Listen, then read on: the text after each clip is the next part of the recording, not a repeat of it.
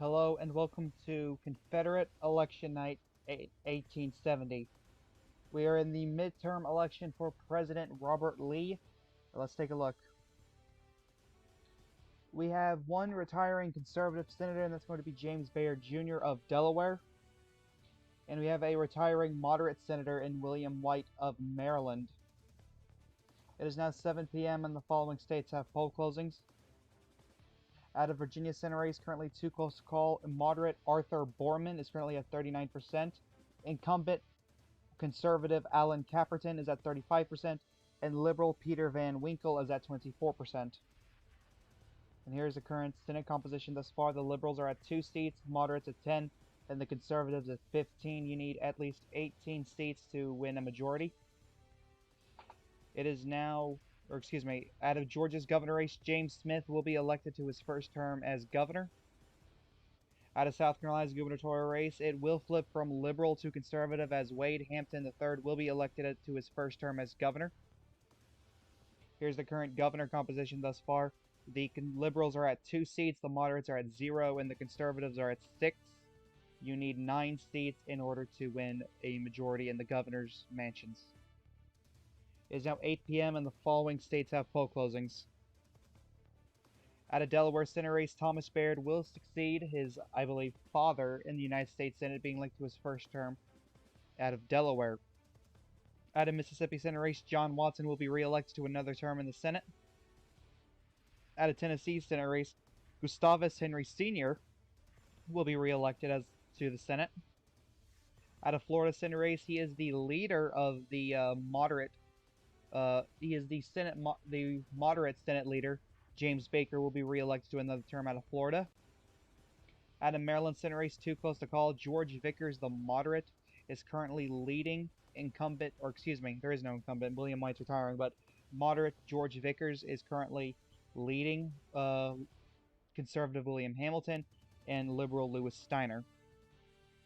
Out of Missouri Senate race, currently too close to call, conservative George Vest, the incumbent, currently leading at 37% to moderate Carl Schurz at 36%, and liberal John Henderson's at 27%. And now we can project that the majority will stay with the Conservative Party. They will easily retake the majority in the Senate. They are at 18 seats, the moderates are at 11 seats, and the liberals are at 2 seats. Out of Virginia Senate race, currently still too close to call, Arthur Borman's now at 38%, Alan Caperton's at 35%, and Peter Van Winkle's at 25%.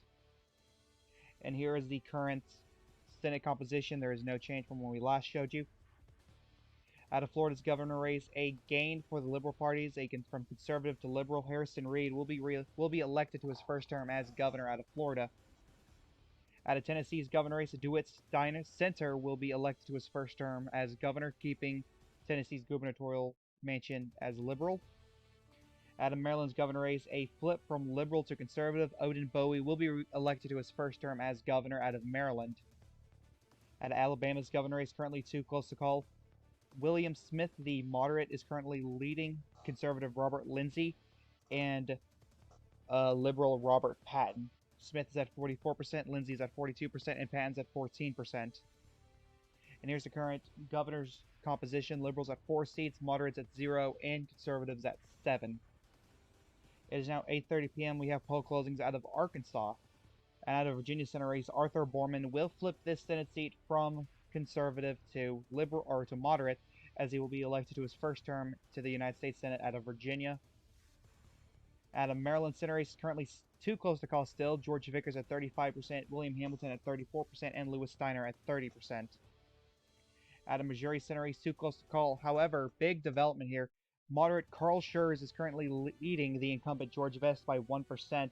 Schurz is at 37%, Vest at 36%, and Henderson at 27%. And here's the current Senate composition. The Liberals at 2%, at 2 seats, the Moderates at 12 seats, and the Conservatives at 18 seats. It'll be interesting to see if they'll get a majority plus, because they're currently at 50% in the seat count.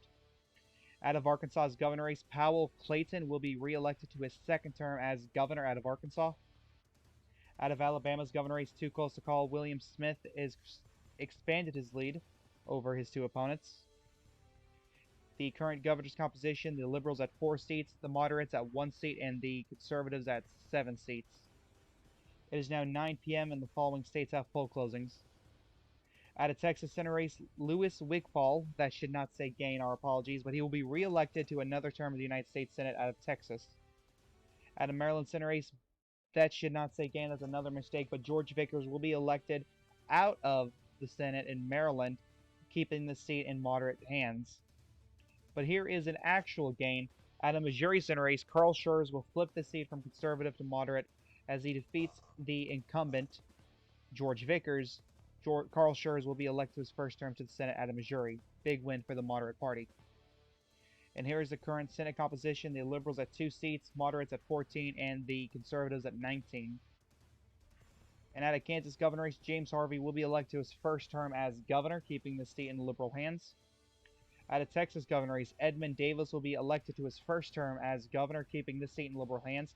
Despite the fact that this man is hated, the Conservatives and moderate kind of split the opposition vote, leading to Edmund Davis winning by a much larger margin than what should have happened. Out of Alabama's governor race, William Smith will flip the seat from conservative to moderate. The conservative governor is retiring, and now William Smith will flip this governor's mansion for the moderates. And here's the governor's composition. The Liberals at 6 seats, moderates at 2, and the Liberals at 7. It is now 11 p.m. We now have poll closings out of the state of SoCal. If you have a better name for Southern California than SoCal, let me know in the comments. Out of SoCal Senate race, Cornelius Cole, a liberal, will be re-elected to another term into the Senate. The updated Senate composition, the Liberals at 3 seats, moderates at 14, and the Conservatives at 19. Out of SoCal's governor race, George Gorham will keep the seat in moderate hands as he will be elected to his first term out of SoCal. And we can now project that the plurality will go to the Conservative Party. The plurality, no party could get 9 seats. However, the Conservatives have the most seats of the governor's mansions, so they will win a plurality of seats. And here it is on your screen now. The Liberals are at 6 seats, the moderates at 3 seats, and the Conservatives at 8 seats. Actually, the Conservatives are 1 seat away from having a majority. That's why we waited so long to call it for the Conservative Party. But the moderates ended up winning that governor mansion out of SoCal. Here's the final Senate composition. The Liberals are at 3 seats, the moderates at 14, and the Conservatives at 19. And out of the House of Representatives, the majority will stay with the Conservative Party. They're actually expanding their majority by a very wide margin. I thought I had it on here, but never mind. But the Conservatives will expand their majority to a large margin. I will post the seat count in the comments below. Thank you guys so much for watching. I hope you enjoyed this video. Don't forget to like, comment, and subscribe. This is the Chaotic One saying peace.